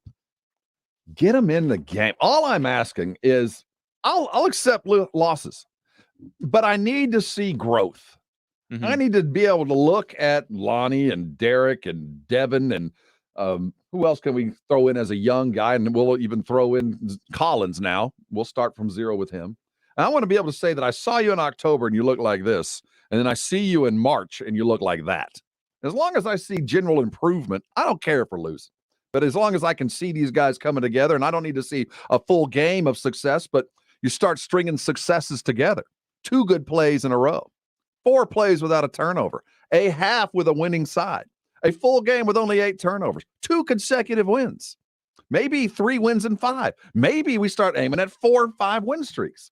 That incremental growth that we're looking for, they got to start stacking. But we got to start with the young guys. We're not going to win rolling out Bryn Forbes. And I'll even put Collins as an old guy now. We're not going to win with the old dudes now. We got to see the young guys regularly. That's why it's so vital that I want to see Primo. But I've given up the hope. I've given it up. I wanted to see Lonnie. I wanted to see Keldon. I wanted to see Devin, and I never did. So why should I expect to see Josh Primo? In his first year, you saw Keldon play a lot last year, obviously. A little bit, yeah, but not the numbers until later in the season. It still looked like he was being blocked by the vets. That would Pop look down the bench, whether they were up 20, down 30. It didn't matter. Looks down the bench. I need to put Devin in, but I'd rather put Rudy in because I feel more comfortable in this situation with a vet. It never felt like the decision to put a young guy in knowing that it would probably affect the game poorly was ever made, even though you knew we were going to lose anyway. That's funny you say that as a coach. Well, I've never been in this situation. That's why it's hard for me to even comprehend coaching to lose a season, but not to lose the game. It's hard to comprehend. I don't want to lose any games, but I want to draft in the top 5. How do you get there? Well, it's going to take a lot of losses. Well, I can't do that. And I'll stand by it. Players don't lose games or tank. Teams do. If I put you in, no matter whether I'm expecting a win or loss, I expect you to play hard. Sometimes Pop and coaches can manipulate a loss. You can have guys playing hard that can't play together, and you know you're going to lose, even though they've gotten better. The team didn't get better. The player got better. That's the witchcraft and the reason Pop's hair went white immediately. You know, because you've got to win, but sometimes you got to lose to get better. I'll ask you a question because I'm intrigued by this as a basketball aficionado the way you do. You watch probably more basketball than anybody I know. I watched a lot of Spurs basketball this year. I watched a lot of Rockets basketball this year. Which would you have preferred to watch? Because I guarantee you, watching the Rockets lose, despite which, seeing the way David Mbabwe grew, Jayshawn Tate, Kenyon Martin Jr., like seeing those young players develop throughout the season and get better made me feel better about this team moving forward. Hey, I know that I need to eat eggplant. I know that I need to eat the green stuff on my plate. Doesn't mean I like it. Sure. You know, I'm not happy about having to watch the Spurs lose. I'm not happy about it, but I'll tell you, if I knew... But you're not. You're watching the Spurs exactly, middle. Exactly right. If you'd have told me last year as a Rocket fan, look, man, This season's going to suck. It's going to be bad. Harden's going to one out. You're going to get a kid named Christian Wood. You're going to see for a couple of weeks, and he's going to excite you. Then he's going to blow his knee. And then you're going to lose a bunch of games. But guess what's going to happen at the end of the year? Jalen Green is coming. Cade Cunningham is coming. Evan Mobley is coming. If you can just withstand that, they're coming. The cavalry is on its way. Just hold on tight. I can deal with it. The only time in NBA history that has been entertaining is when the Lakers had traded all of their first-round picks, top 3 protected, for the Dwight Howard trade. Mm-hmm. And they're like, Kobe, we're going to pay you $50 million a year to shoot all the shots. You're not the best player in the league anymore, but you're our box office ticket. The fans love you. If you were to go somewhere else, they'd be heartbroken. And like you said, James, the difference is with the Rockets was that they didn't even own their first-round pick. Sure. They needed to get that top 5 pick. Sure. Top 4, I believe, actually. But here's the thing, too, and it's not just the prize at the end of the season that all the losses accumulates to. It's watching the growth of the young players that are currently on the roster and seeing them improve throughout the season. The Jashawn Tates, the Mbabwes, the Martin Juniors, like getting to watch those young guys continually get better as the season progressed was very exciting. The Kevin Porter Juniors, who you acquired halfway through the season, as you saw those players grow into roles as the season went on, it excited you as a fan because now you had the carrot at the end of the season, which was the draft pick, on top of, wow, there's a lot more talent on this roster than I thought. So it's kind of funny we go to that situation because it's what you want to see as the Spurs fan. And I think everybody's kind of putting down the Spurs offseason, but Rudy Gay can still help a team. He joined the Jazz. DeMar DeRozan can still help a team. He joined the Bulls. Patty Mills is going to help the Brooklyn Nets. Mm-hmm. It's good that the Spurs didn't decide, you guys are all really good NBA players. We're going to run it back with y'all. Because what if they had done that? I think there would have been a lot more fans upset that those guys would have been run back. We are the masters at running it back. You're right. We had ran it back so many times that it's become de rigueur. I mean, it is what we do. And we were told that they weren't going to run it back last year, and they tried. He tried. Pop tried to run it back. He tried to. Well, LaMarcus got hurt and retired, and DeMar had to get out. He tried to run it back. He would have. He would have run it back. And the funny thing about that is, and you'll never take me off of this because it's a COVID season, and this is how it goes. The 21 games before they were shut down with COVID, it looked like they had figured it out, and they went 14-7. And had they not had the ridiculous post-COVID schedule, I believe we might be looking at a 6 to 7 seed. Still in the play-in tournament, probably, but much better season with the rest, time to practice. Talk about these young guys not having any practice time because they have to either travel or play a game. Well, I think COVID itself, you're right. Once they finally got healthy and kind of got on a little bit more of a solid stance, they did win. And I think that, it took a long time. Derek had COVID, and it took him a long time to shake that off. And you could see it. He was sluggish. The team was sluggish. So I do agree with you. But that was when LaMarcus was finally gone. Finally, he's done. He had no recourse. Couldn't put him in. And then he got those young guys moving, and they kind of got on the same page. I wish I'd have seen what we saw in March in October. That's what I wanted to see at the beginning.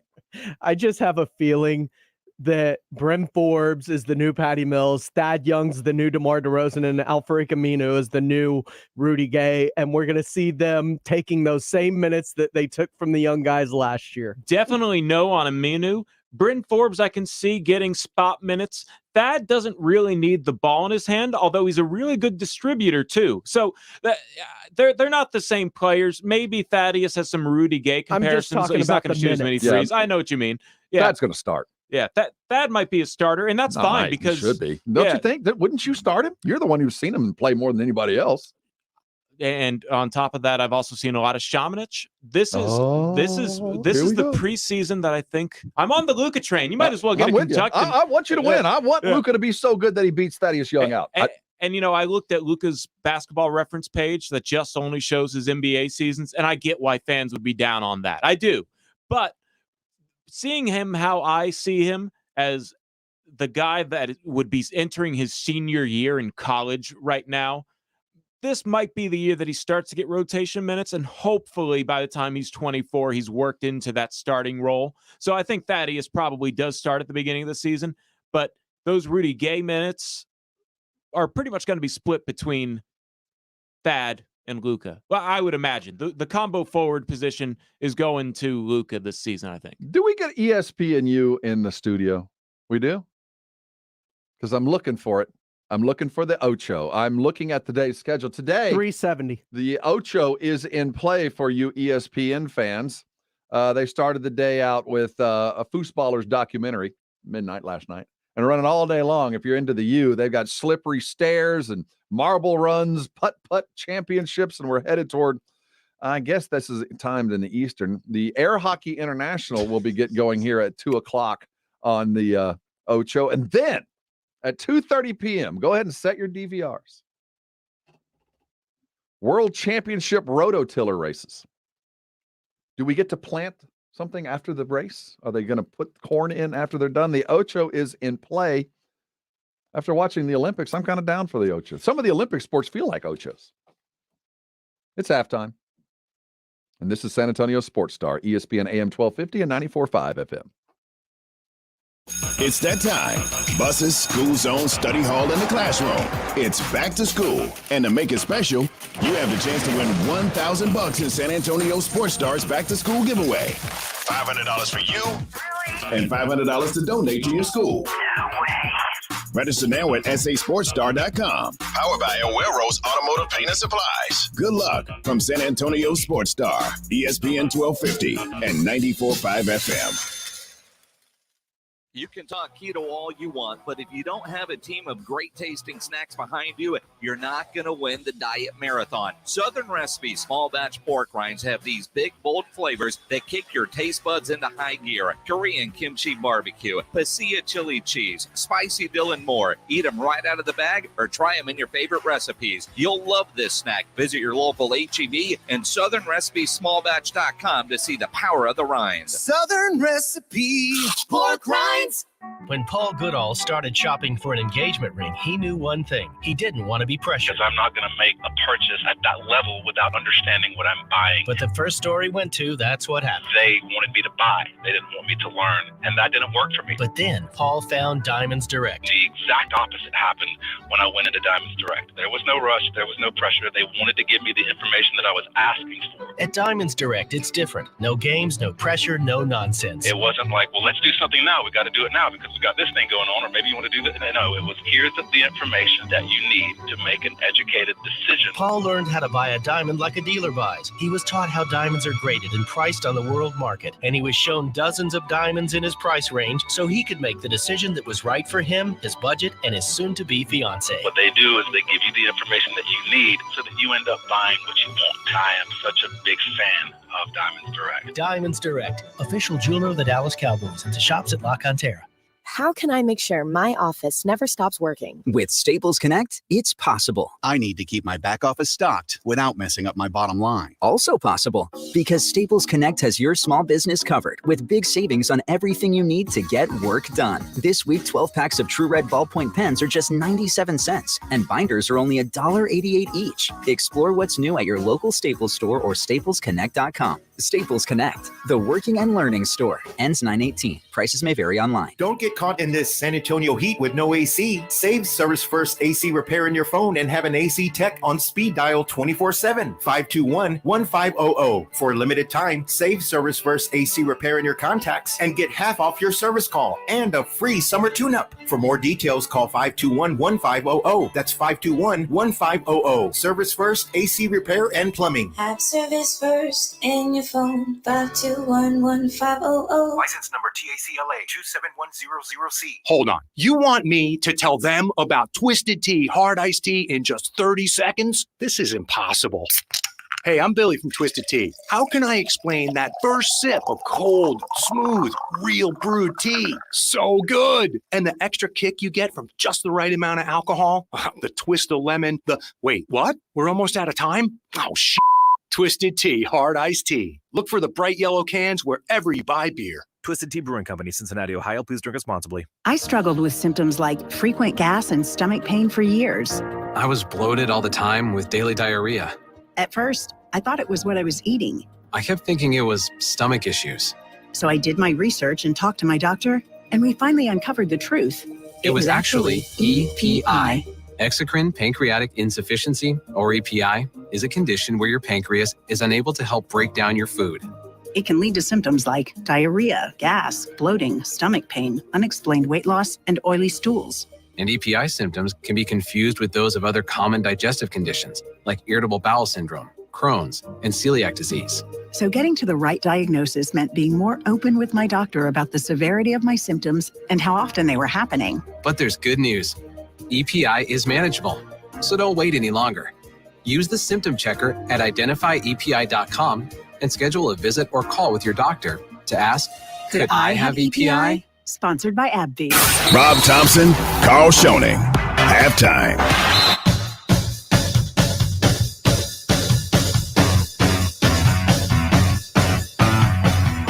It's a bold strategy, Cotton. Let's see if it pays off for him. The Ocho. Well, kinda.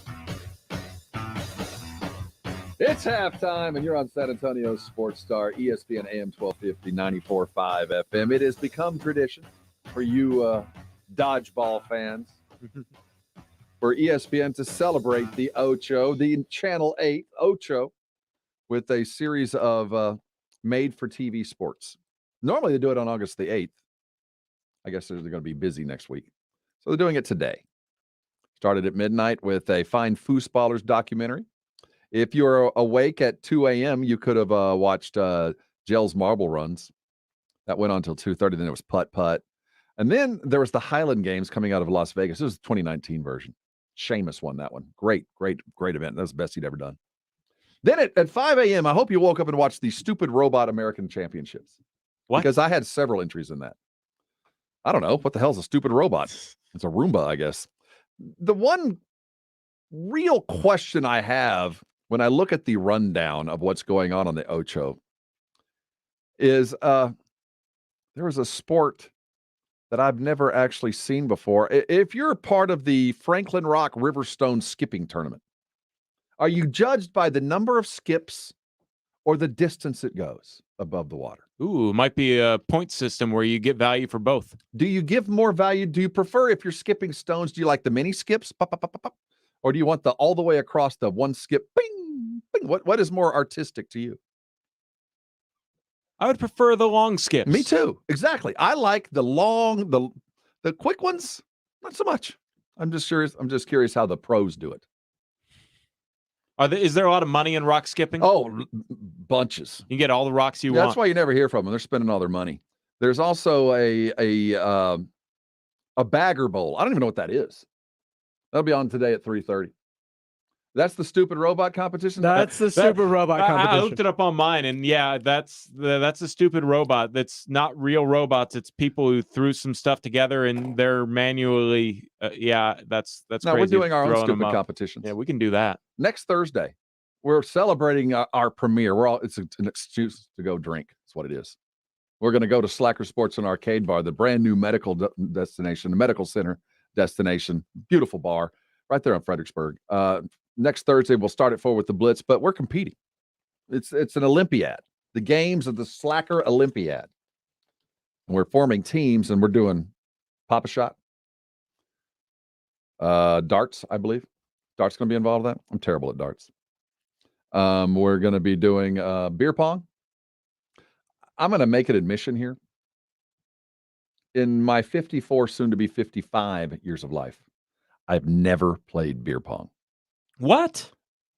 I'm ashamed. It's one of those things I feel like I've never really had an opportunity. When I was in college, beer pong wasn't a thing.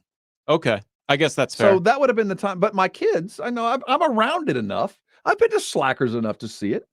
I've never played. So I'm banking on beginner's luck on that one. And you said you're not good at darts? No. I'd say darts and beer pong actually correlate because it's the same general motion. Oh, I figured out what the bagger bowl is. The bagger bowl is literally a competition between grocery store baggers. That's a competitive sport sometimes, the way they go at it. Oh, I'm sure. It's very important. If you're a complete air hockey fan, it's going to be all over the sport today. We got air hockey championships twice. There is a death diving world championship at 11 o'clock. You don't want to win that one. That's one you want to come in second. Dude, that's amazing if you've ever seen that. Are they jumping off cliffs? That's like where they go off either the high dive or cliffs. And it's basically a belly flop. Oh, it's one of those. Into what? You what? Into the water, but it's from insane distances and heights. So why? Because it's there, Carl. Because it's there. The Ocho is always a lot of fun. I remember last year as we were locked down. Remember everybody locked in on those marble races that were coming out of Iceland? What's the lawnmower races? There's no lawnmower races this year. They've upped it. It's rototiller racing. Okay. There's also corgi races from Emerald Downs that'll be getting going at 3 o'clock. There is the World Chase Tag Championships going at 6. That's awesome to watch. Tag is great. I guess. It's like parkour. No, you've seen it. I have. guarantee you've seen it. It was on Fox for a little bit. At 4:30 today, tune into the Ocho, which is ESPNU, for the United States Mullet Championships. That's not athletic. Well, it depends on how hard you tried. Maybe they're pushing the mullet out right now. No, it is not athletic. The other ones at least seem like they have some kind of athleticism or skill. I've noticed the mullet coming back. You've seen people wearing the mullets now? It's a very my functional nephew haircut. has one. Who's that? My nephew. They're coming back. It's back. As one who had one, I'm completely. This is tag in a industrial kind of way, I guess. Yeah, tag's actually pretty popular. There's a team, and you're just running for 20 seconds. It's incredible. My girlfriend and I were watching it randomly, and it was. So you've watched tag on television? Oh yeah, it was amusing because when you get in the corner, you're just playing chicken. Which way am I going to go, and how much time do you have left? You have to make a decision quickly. They're all running around, jumping around. It looks like one of them is going to knock themselves out by going through one of those rails at any time. Mm-hmm. It's part of the fun. They're also going to broadcast a Minecraft competition, Battle of the Burrows. Esports. All right. The video game super sensation will be localized to New York City for the Battle of the Burrows, using the educational version of the game to pit students against one another. Boy, that sounds like thrilling television, almost as thrilling as listening to halftime. By the date, August the 8th, the reason the Ocho exists is we're right now, as you can tell, what is ordinarily the slowest time of the sports year. Although we sit after a football game last night, we've got basketball tonight, we got the Olympics through, and we got more football next week. It is not, but make some time. Step aside. Go watch yourself the Bagger Bowl. Somebody's been working really hard to get themselves to that competition. Golden Tee, there's been a lot of quarters sunk into that game to get these guys to the championship. I used to play a lot of Golden Tee. So much so that you get on that ball and you get that little pinch thing on your palm for playing so much. What is it? Golden Tee? No, I don't know what it is. It's a golf game. Okay. That you can spend, I don't know. How sheltered are you? Well, Golden Tee's gone. Golden Tee was big for a while. You still find it in some sports bars, but it's not what it was. Every bar still. Yeah, but it's not what it was. And it's funny. My generation was the death of arcades. Everybody had an at-home console. So arcades were not popular. I only knew of one growing up, and it had been closed by the time I was 8. Oh, I know about arcades and stuff, but this is one of those games that is not something you can play at home because it's got the trackball on it, and you get all the power, and you roll back, and you form shots, do all of that. Now, there is a Tetris competition. And I could probably compete in that if I trained. I had 67 million points one time in a Tetris game. I was just shy. Was it one constant game, or could you pause it and walk away? I was able to pause it because I needed to actually connect my Nintendo DS at the time to a power source so it wouldn't die. What's your favorite piece on a Tetris board? Is it the long, skinny one? Yeah, because I could do a Tetris. That's the only way to get a Tetris where you can clear 5 lines all at of once. them at once, right? That's what you do. You build up for the long, skinny ones. And that's what gets you. You start getting the long, skinny ones, thinking you get one over on the side, and then the Tetris gods don't give you the long, skinny one. You just start stacking. You end up over. That's why I play Candy Crush.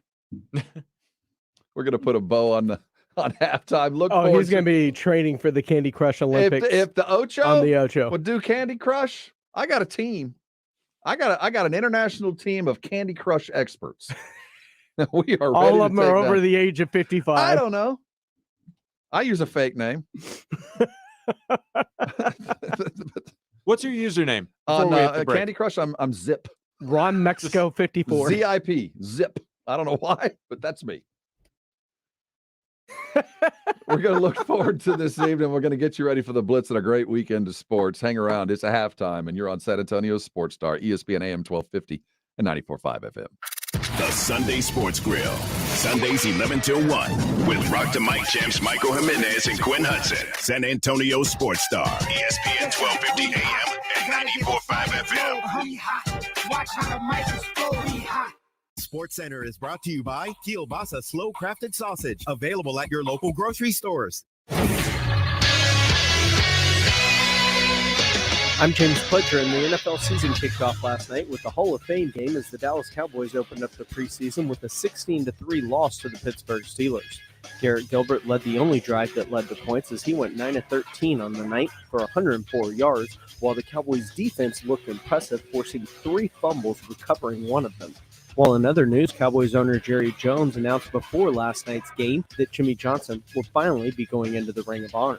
Finally, in Major League Baseball, the Rangers fell 5-0 in their rubber game with the Angels as they now hit the road to take on the A's, with first pitch for tonight's series opener set for 8:40, a game you can catch right here starting at 8, while the Astros drop their series opener with the Twins 5-3, a series they'll continue tonight with first pitch set for 7:10 from the Juice Box.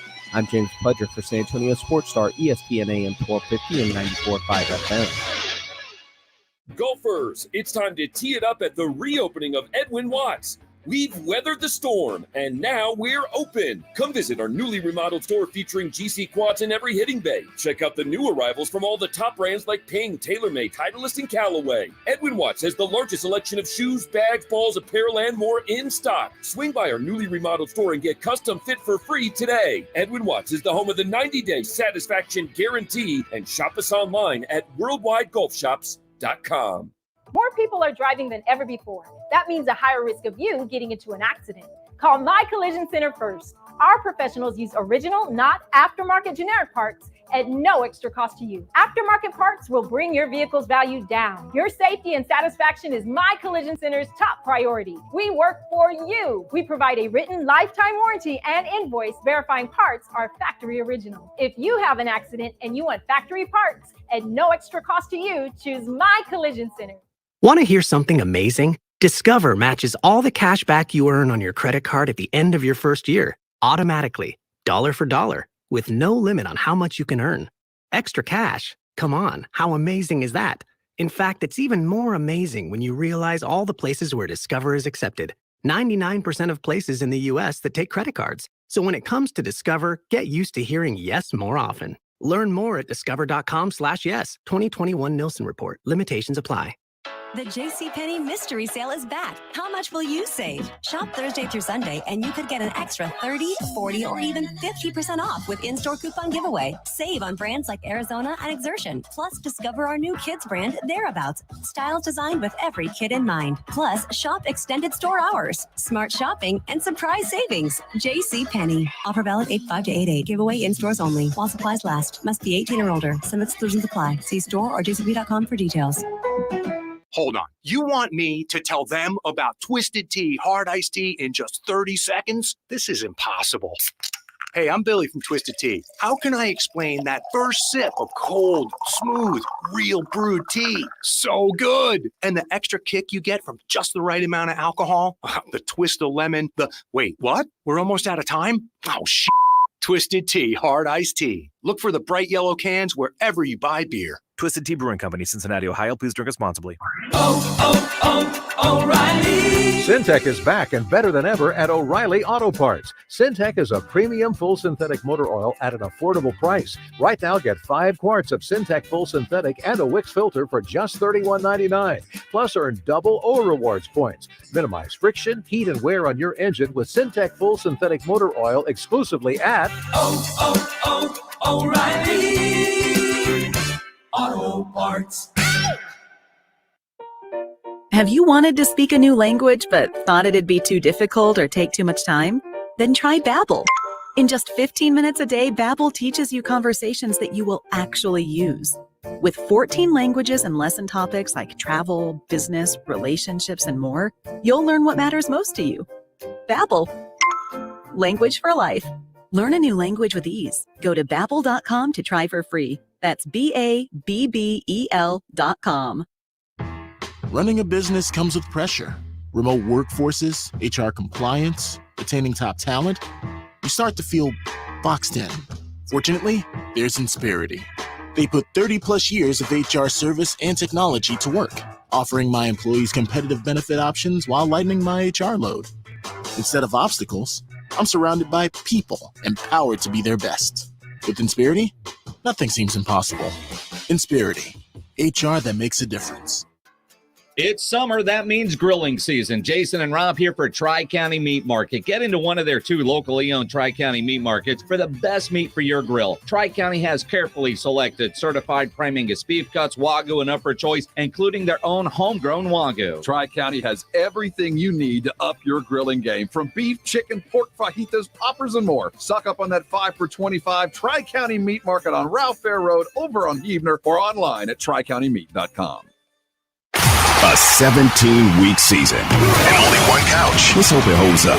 The Cowboys are back. The explosive action happens here. San Antonio Sports Star, ESPN AM 1250 and 94.5 FM. This is Greeny, weekdays 10 a.m. to noon on San Antonio Sports Star, ESPN AM 1250 and 94.5 FM. I was told to just tune into the halftime. That was Troy, right? Troy saying turn into halftime. It is the final segment at halftime here. Did he say the? I think he did say. I was told to just tune into the halftime. Well, he was right. We're telling you, Troy, but it's halftime. On San Antonio Sports Star, ESPN AM 1250, 94.5 FM. You gotta do it like Cayman. Halftime. I can't do anything like Cayman. I can't. There is nothing that Cayman does that I can even come close to. That voice. Speaking of, wasn't it great last night tuning in to the Hall of Fame game and they're paying homage to John Facenda? Oh, NFL Films deserves all the homage. I am in this chair doing what I'm doing now because when I was 12 years old on a Sunday morning when NFL Films would be playing, I would say in my 12-year-old voice, "The autumn wind is a raider." And I kept waiting for it to get deeper and deeper. John Facenda, the voice of doom, the greatest voice. How is he not already in? I can't think of NFL football without John Facenda's voice. It's funny because it's one of those things I think everybody assumed he was in because Steve Sabol and his dad, the NFL Films beginners, they're both in. But the voice, the guy that founded it, James, if you can find any John Facenda to send us into the weekend, it will lift my heart. It must have been one of those things where he was about to be arrested in Canton because he wasn't wearing a gold jacket. And then he said, "No, I'm not. I don't have a gold jacket." And they're like, "Well, then that should be illegal. We need to change that." Sadly, Facenda's been dead for probably 35 years. I think we kind of forgot about it. Really? Yeah, he's been gone a long time. That voice he got didn't come from living easy. I saw videos of him, or it weren't videos, straight up film of him doing the NFL Films, and he would sit with full ashtray, just 60s and 70s. Oh, of course. There's lots of nicotine and burnt leaves that affected that voice. But John Facenda going in to the Hall of Fame and watching all of those guys. Do you sit and watch inductions as we hear John? The autumn wind is a pirate, blustering in from sea.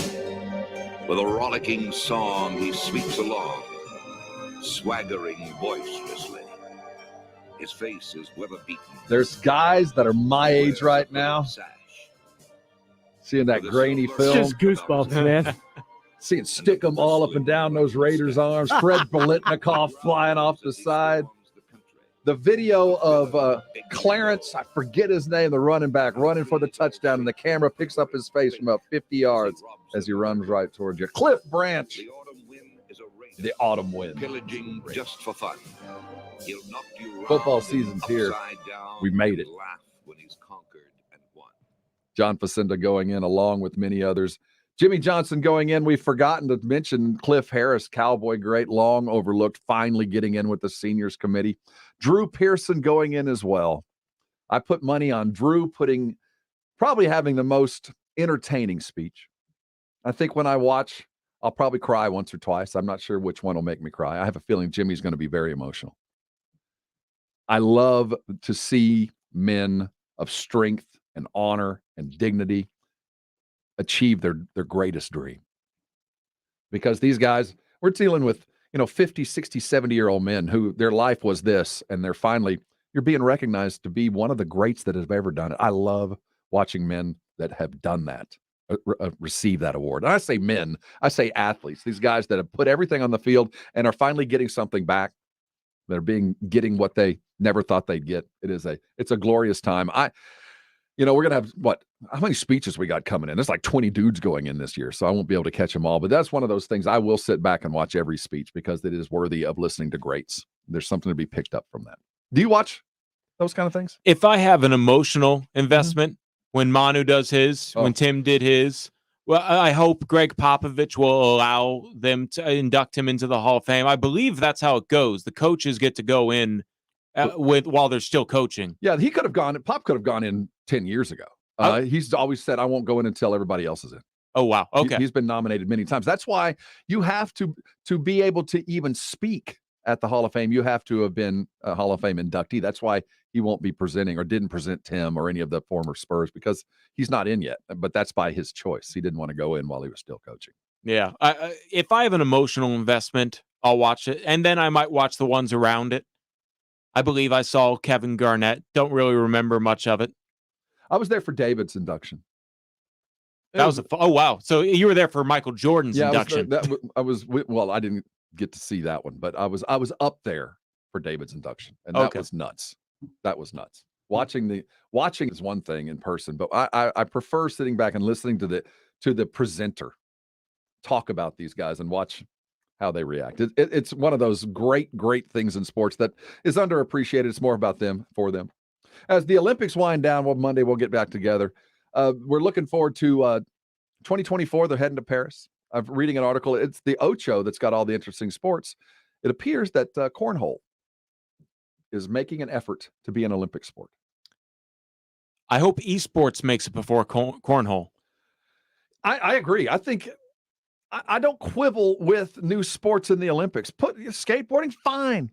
This is strictly entertainment. It happens every 4 years, and if you can pull me aside to watch world-class cornhole, I'll do it for a little bit.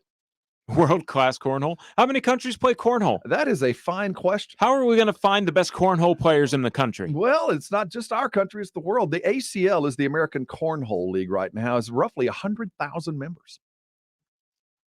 Can we sign up and join at Slackers? I don't think it's tough. I don't think it's tough to become a cornhole participant player. Let's look at the medal count as we wind things down. China stands in the league with 36 golds and 79 total. United States has 31 golds, but we have a few more events. We might get a little bit closer with 98 total golds. They certainly ruled it. Japan. 98 total medals. Total medals, I'm sorry.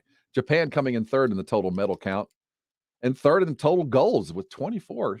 That hometown bump certainly helped. Japanese are competitive. They have a hell of a track team, which I did not expect. And certainly the divers were spectacular. And they're going for the gold tonight, or I think it's tomorrow night against the women's national team for basketball too. So that'll be the gold medal matchup in the women's. The Japanese. Yep. Good for them. Home field. I'm surprised that China's not there. We need 6 more golds in China. This top 5. China was knocked out by the Americans early, I think. I'm just saying, and the medals in general, because it seems like every gymnastic event I saw the Chinese were winning, and just about every diving event I saw the Chinese were winning. I have a feeling that the Chinese Olympic Committee will not be happy with what their performance was. And another thing that I found interesting as we wind this down, the Chinese, everybody's got their specific team uniforms. Our track team wore purple, or it looked like it anyway, but it's sponsored by Nike, right? You turn on the Olympics, everything's Nike. But the Chinese traditionally always wore their own international brand, primarily Li Ning. That's really a brand, Lining, 2 words. They're wearing Nike stuff. I found that interesting. Yeah, is that right? Because I thought each country got their own deal. Should they exactly, so choose. but I was surprised that China chose to deal with Nike instead of their own national brands like Anta or Li-Ning or those other huge brands that aren't so big in the United States. The Chinese were wearing Nike. I don't know if that was an Olympic provision or not, but it was odd to see the Chinese standing there. Well, shout out to Tony Parker's Peak. I do have Peaks. They were a little snug. Peaks are, Peak, Anta, and Li-Ning are huge shoe brands everywhere else in the world, but to see the Chinese wearing Nike, I found absolutely interesting. I'm about to get the countdown. It's been a good week on halftime. We're going to head into the weekend. We'll get you all ready for the week. Y'all stay safe. We want you back. Go get your shots. Get vaccinated. We'll see you Monday. It's football, and not the Europe kind. You know, the one where they use their feet in conjunction with the ball.